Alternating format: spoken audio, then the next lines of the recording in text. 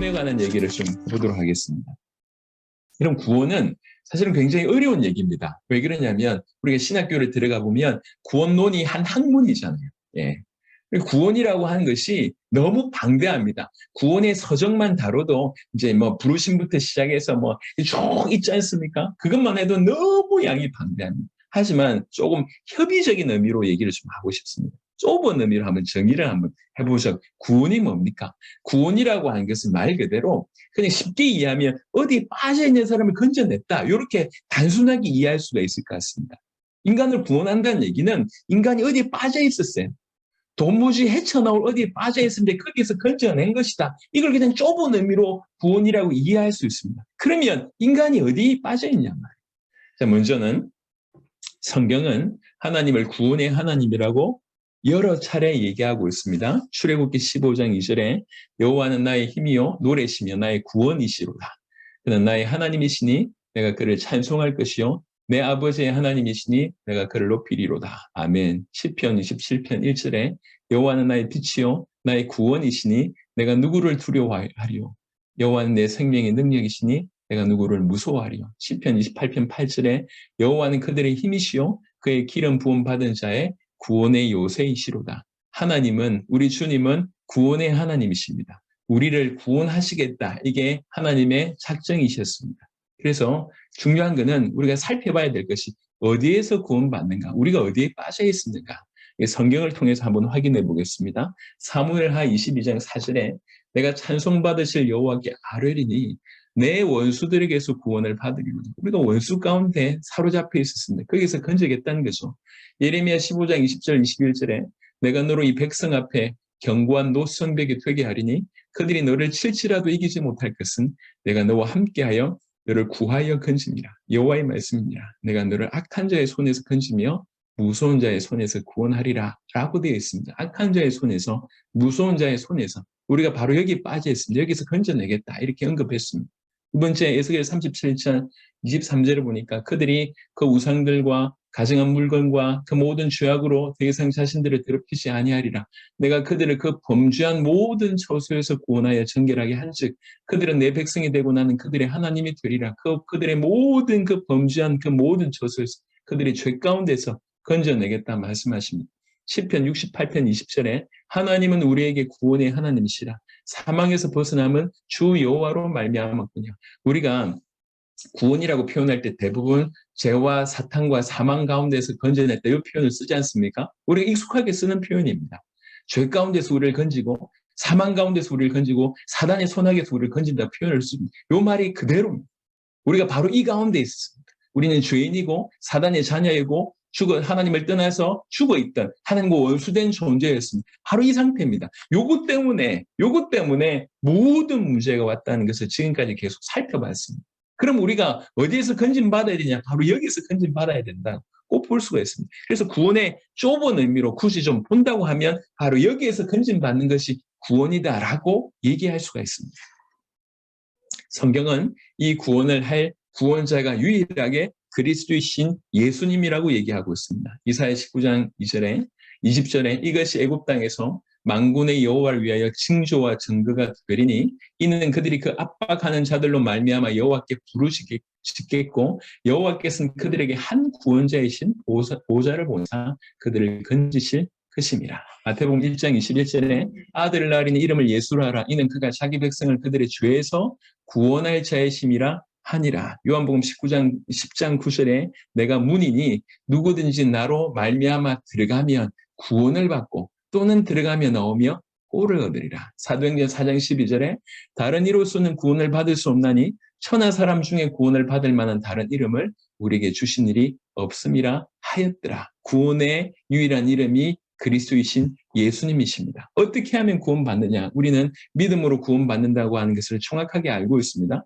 에베소 2장 8절에 너희는 그 은혜에 의하여 믿음으로 말미암아 구원을 받았으니 그 은혜로 말미암아 정확하게 올바로 믿음을 가시면 그 믿음으로 말미암아 구원을 받습니다. 이것은 너희에게서 난 것이 아니요 하나님의 선물이라. 우리에게 구원의 길이 없습니다. 우리 안에 없습니다. 하나님의 선물로만 이 구원이 주어집니다. 로마서 10장 9절부터 10절 네가 만일 네 입으로 예수님을 주로 시인하며 또 하나님께서 그를 죽은 자 가운데서 살리신 것을 네 마음에 믿으며 그걸 달리 표현하면 예수님을 주로 믿고 하나님께서 그를 죽은 자 가운데서 살리신 것을 예수의 십자가와 부활을 얘기하지 않습니까? 십자가 지시고 부활하신 그 그리스도를 하나님의 아들이시면서 그리스도이신 것을 네 마음에 믿으면 구원을 받으리라. 사람이 마음으로 믿어 의에 이르고 입으로 시인하여 구원에 이르느니라. 데살로니가후서 2장 13절 주께서 사랑하시는 형제들아 우리가 항상 너희에 관하여 마땅히 하나님께 감사할 것은 하나님이 처음부터 너희를 택하사 성령의 거룩하게 하심과 진리를 믿음으로 구원을 받게 하심이니 성령께서 이렇게 우리를 인도하십니다. 제가 내일 좀 말씀을 드리겠는데 여기 보면 삼위일체라고 하는 표현을 제가 쓰지 않았습니다. 이거는 좀 여러분에게 양해를 구하는 것은 제목이 제 24강에 보면 하나님의 성령으로 봉사하며 그리스도 예수로 자랑하고라고 하는 제목을 썼는데요. 제가 중남미에 나가보니까 의외로 많은 사람들이 단일 신론자들이 많습니다. 양태론을 가지고 있는 분들이 많아요. 그러니까 하나님, 성부, 성자, 성령을 믿는다고 얘기하면서 실상은 한 분이 다른 모습으로 나타났다. 이런 분들이 많더라고요. 이런 분들에게 복음을 제대로 전해야 되겠다 싶어서 삼위일체라고 하는 단어 자체가 이분들은 메시지를 듣기도 전에 마음 문을 이렇게 막을 거 아닙니까? 근데 삼위일체 내용을 제대로 설명하고 싶어서 제가 제목 자체를 이렇게 달리 성경 구절을 통해서 설명을 한 것입니다. 그러면서 자연스럽게 하나님, 성부 하나님, 성자 예수님, 성령 하나님에 대해서 자연스럽게 어떤 역할들을 하시며 어떻게 하시는지를 언급해드리고 싶어서 이렇게 표현을 썼는데요. 또 하나는 작금의 성령 운동에 관한 많은 일들이 벌어지고 있습니다. 그런데 그 결과가 좀 유감스러운 결과들이 많이 나고 있지 않습니까? 성령 운동을 하는데 뭔가 많은 일들이 벌어지는 것 같은데 치유 역사가 일어나고 뭐 놀라운 역사가 일어난 것 같은데 그 끝이 조금 이상한 경우들이 정말 많습니다. 우리가 정확하게 알아야 될 것은 성령께서 무슨 일을 하시느냐. 성령이 권능을 주시고 다양한 은사를 주시고 열매를 주시지만 진실로 성령이 무슨 일을 하시느냐, 어떤 지향점을 가지고 있느냐, 이 부분들을 내일 좀 또 보시도록 하겠습니다. 그런 내용이 바로 요구술의 데살로니가후서 2장 13절에 언급되어 있기 때문에 말씀을 드렸습니다. 성령의 거룩하게 하심과 진리를 믿음으로 이 진리를 믿게 하시는 그 역할을 주의 성령께서 하십니다. 진리를 믿음으로 구원을 받게 하십니다. 마가복음 16장 16절 믿고 세례를 받는 사람은 구원을 얻을 것이요 믿지 않는 자는 정죄를 받으리라. 로마서 1장 16절 내가 복음을 부끄러워하지 아니하노니 이 복음은 모든 믿는 자에게 구원을 주시는 하나님 능력이 됩니다. 먼저는 유대인에게요 그리고 헬라인에게입니다. 여러분 지금까지 우리가 복음을 쭉 살펴봤고 이제 구원에 대한 얘기를 하고 있지 않습니까? 저는 그런 생각을 합니다. 제가 이제 지금 지난 3일 동안에 일어났던 사역을 조금씩 이렇게 보여드렸잖아요. 그동안 사역해왔던 부분들이 사실은 사역한 양들이 너무너무 많고 해야 될 간증만 얘기한다면 너무너무 많습니다. 네. 제가 지금 얘기하고 있잖아요. 스텝. 예. 오늘 좀 미스가 몇 개 나는데 좀 신경 써주시기 바랍니다. 그래서 이제 이 사역들이 양들이 너무 많은데 이 모든 사역들이 어떻게 한 교회가 이 짧은 시간에 이렇게 다양한 나라에서 그냥 100개국에 한 명 아는 것만 해도 대단한 일인데 그 나라마다 이런 놀라운 일들이 일어났냔 말이죠. 너무 감사한 일이죠. 근데 이 출발이 어떤 출발이었냐면 굉장히 단순한 출발이었습니다.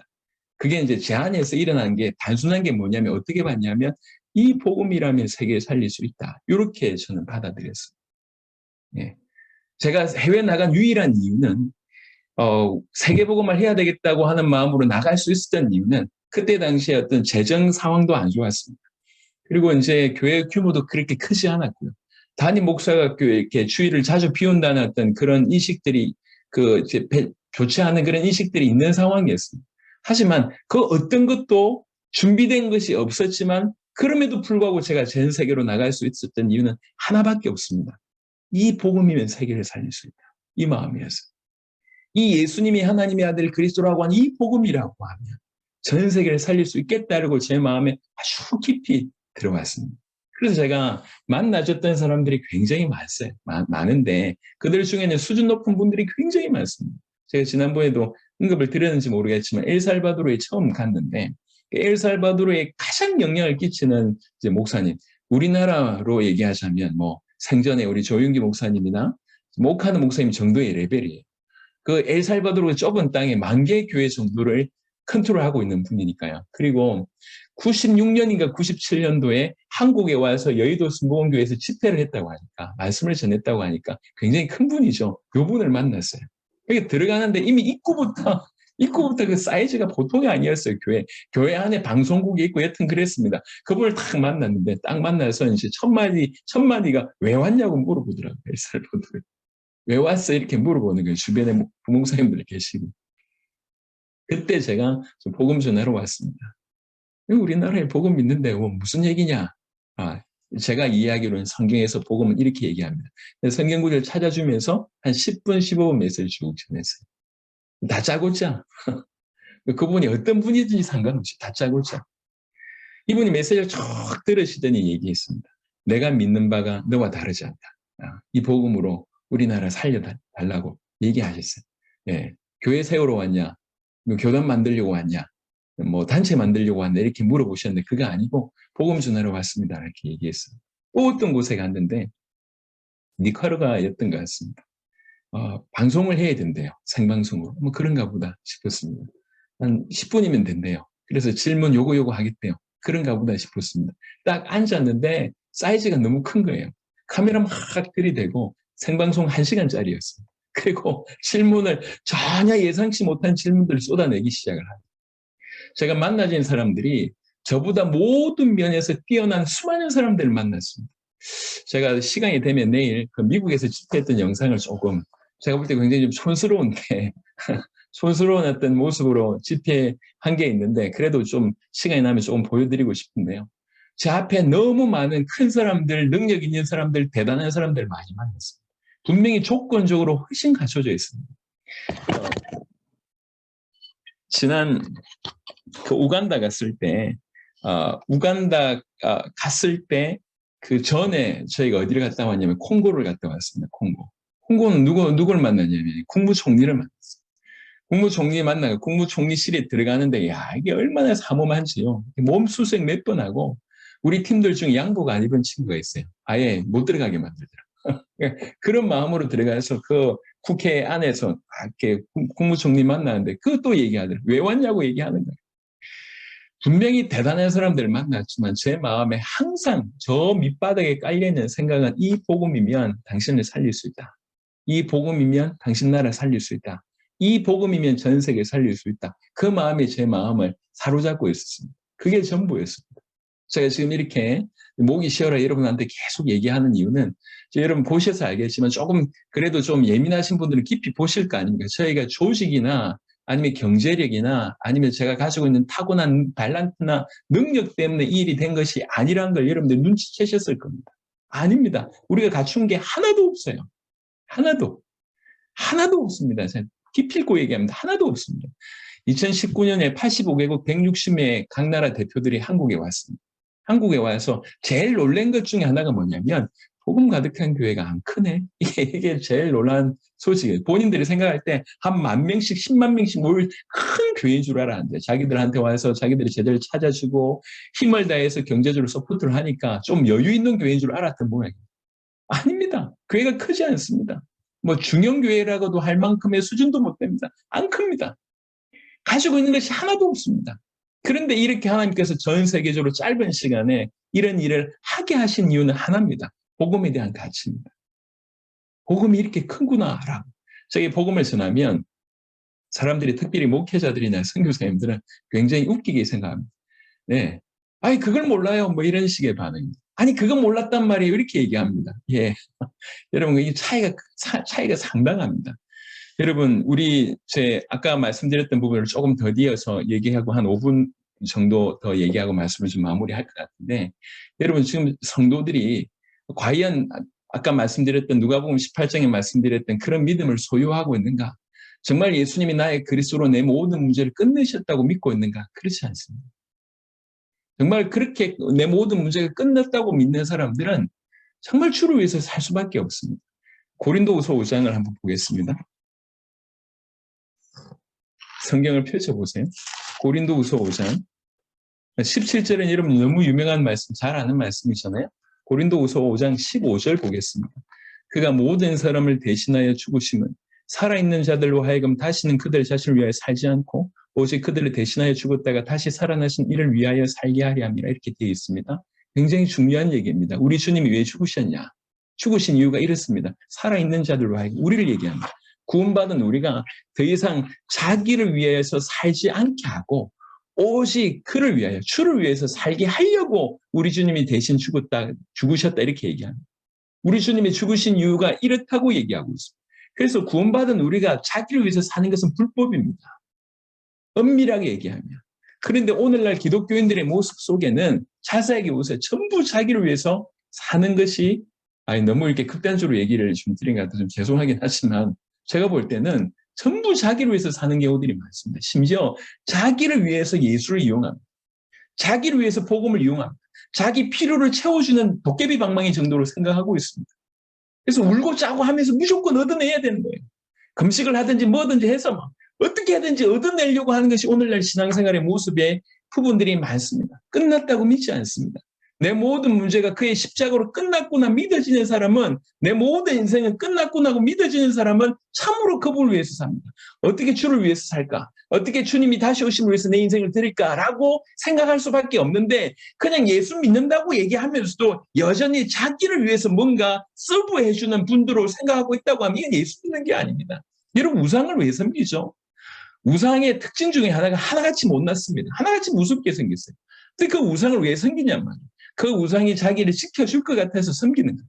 그 우상에게 기도하면 자기 기도 제목 응답해 줄 것 같습니다. 그래서 우상을 섬기는 대표적인 사람, 우상을 섬기는 사람들의 대표적인 심리는 뭐냐면 자기는 안 바뀌는 거예요. 환경만 바뀌를 원하는 거예요. 그게 우상 섬기는 사람들의 모습입니다.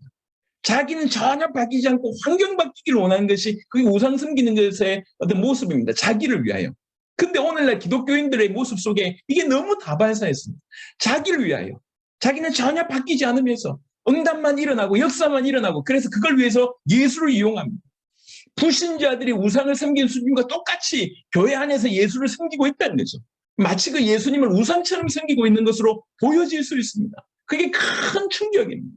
과연 이 시대의 수많은 교인들이 성경에서 말하는 이 믿음을 가지고 있느냐? 면밀하게 봐야 돼. 예수님이 인정할 만한 믿음을 가지고 있느냐? 인자가 올 때에 믿음을 보겠느냐라고 하는 말씀은 굉장히 중요한 말씀입니다. 그 믿음을 가지고 있냔 말이에요. 오늘날 교인들 보고 믿음이 없다고 얘기하면 화를 내겠죠. 내가 그래도 수십 년 동안 신앙생활을 화를 내겠죠. 이해됩니다. 믿음이 없다고 볼 수 없습니다. 하지만 하나님이 인정할 믿음을 가지고 있느냐는 얘기는 다른 얘기 아닙니까? 성경이 원하는, 성경이 말하는 그 믿음을 가지고 있다는 얘기는 다른 얘기 아니냐는 거죠. 제가 지금 단체 얘기나 조직 얘기나 제가 발견한 이론을 얘기하는 게 아닙니다. 성경에 있는 그대로를 얘기하고 있습니다. 우리는 다시 복음 앞에 서야 됩니다. 그리고 이 복음 앞에 복음을 그대로 믿는 그 믿음을 소유해야 됩니다. 성경의 기록의 목적대로 복음을 믿는 믿음 가운데 서야 됩니다. 정말 그렇게 믿는다고 하면 더 이상 자기를 위해서 살 수가 없어요. 그래서 예수님을 따라가는 첫 번째 조건이 뭐냐? 자기를 부인하고 있습니다. 자기를 부인. 그건 단순히 내려놓는다는 얘기가 아닙니다. 성질 죽인다는 얘기가 아닙니다. 조건은 자기를 부인하지 않고는 주님을 쫓아갈 수가 없어요. 그게 출발입니다. 내 모든 문제가 그가 끝내셨구나. 더 이상 내가 나를 위해서 살 필요가 없구나라고 믿는 것이 첫 출발점이에요. 갈라디아 2장 20절이 어떤 분들은 신학의 최고봉이라고 얘기를 하십니다. 더 이상 갈라디아 2장 20절을 보면서 내가 사는 것이 아니고 내 안에 주님이 사는 것이고 그 주님을 믿는 믿음으로 내가 살아간다. 그것을 신앙의 최고봉으로 생각하고 있습니다. 아닙니다. 이건 최고봉이 아닙니다. 그게 출발입니다. 예, 내가 죽고 내 모든 문제가 끝났고 내가 더 이상 나를 위해서 살 필요가 없고 내 안에 계신 그 주님을 믿는 믿음으로 시작하는 것이 출발선상입니다. 출발선상. 그게 믿음입니다. 그게 믿음. 그래서 우리가 이 믿음을 가져야 됩니다. 그래서 우리가 정죄하거나 아니면 뭐 이렇게 이게 목적이 아니잖아요. 살려야 될 거 아닙니까? 살리려고 하면 우리가 알아야 될 거 아니냐는 거죠. 올바로 진단해야 될 거 아닙니까? 의사가 하는 것이 제대로 진단해야지 그다음에 해답을 주는 거 아닙니까? 약을 먹어라 아니면 수술하자 이런 뭔가를 쓸 거 아닙니까? 올바로 봐야 될 거 아니에요. 우리가 전 세계를 살려야 됩니다. 그리고 이 땅을 살려야 됩니다. 교회를 살려야 됩니다. 그러면 교회가 지금 어떤 상황 가운데 있는지 교회가 그냥 여러 다양한 문제 가운데 수많은 문제가 있지만 본질적으로는 복음의 문제고 믿음의 문제예요. 끝났다고 믿지 않는 사람은 끝내려고 삽니다. 언제 끝나냐? 죽을 때 끝납니다. 자기는 육신의 문제를 위해서 예수님 이용하는 비참한 인생이 됩니다. 그건 신앙이 아닙니다. 내 모든 문제가 끝났기 때문에 더 이상 내가 나를 위해서 살 필요 없고 주님이 원하시는 곳으로 향하여 방향을 맞추는 겁니다. 그 길을 걸어가는 가운데 어떻게 됩니까? 마태복음 6장은 그래서 너무 중요합니다. 처음부터 얘기하셔서 사역 초기에 얘기하셨습니다. 너희는 무엇을 먹을까, 무엇을 마실까, 무엇을 입을까 염려하지 마라. 이 모든 것이 너희에게 있어야 될 줄 너희 하나님 아버지께서 알고 계신다. 그러므로 너희는 먼저 그 나라와 그 의를 구하라. 그리하면 이 모든 것이 너에게 더하여 말씀하셨습니다. 그러니까 우리의 포커스는 그 나라와 그 의를 구하는 그 인생을 걸어가게 되면 다른 것이 더하여지는 삶이 되는 것입니다. 제가 모자라지만 지금까지 복음을 가지고 달려오면서 그런 은혜를 받았습니다. 그런 은혜를 받았습니다. 참 감사하죠. 예, 세계복음을 계속 뛰면서 1년에 6개월씩 가까운 시간 동안 교회를 비우고 돌아다녔어요. 목회 안 돼야 될 거 아니에요. 하나님께서 정말 귀중한 제자들을 계속 붙이고 계십니다. 항상 재정이 부족했어요. 세례를 제때 받아본 기억이 거의 없습니다. 그런데도 불구하고 하나님께서 또 귀한 성전을 주셨습니다. 그냥 하나님께서 그냥 채우신 거예요. 제가 개인적으로 볼 때도 목회의 능력이 이렇게 뛰어난 편이 못 되는 것 같습니다.